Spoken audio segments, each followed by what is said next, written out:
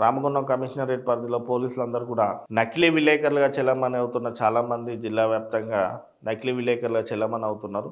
వాళ్ళపై ప్రత్యేక దృష్టి సారించి నకిలీ విలేకరులపై చర్యలు తీసుకోవాలని C4 కోరుతుంది. నకిలీ విలేకరుల ఆగడాలకు అడ్డుకట్ట వేయకపోతే విలేకరు వృత్తికి మనుగడ లేకుండా పోయే పరిస్థితి మంచిర్యాల జిల్లాలో ఏర్పడింది. కేవలం పూట గడవడం కోసం అక్షరం ముక్క రాని వాళ్ళు కూడా ఈరోజు ప్రెస్ అనే ఒక అక్షరాన్ని వాడుకొని ప్రెస్ అనే పదాన్ని దుర్వినియోగం చేస్తున్నారు. వార్త రాయడం మంచిదే, వార్తలు రాయకుండా మట్టి దందా కాడికి, ఇసుక దందా కాడికి, ఆయిల్ షాప్స్ దగ్గరికి ప్రెస్ క్లబ్ అని చెప్పి కూడా న్యూసెన్స్ చేస్తున్నారు. పోలీస్ అధికారులు C4 ప్రత్యేకంగా వినియోగించుకుంటుంది. ఎందుకంటే నిజంగా సమాజ శ్రేయస్సు కోసం కృషి చేసే విలేకరులకు ఇలాంటి విలేకరులు చేయబట్టి చెడ్డ పేరు వచ్చే అవకాశం ఉంది.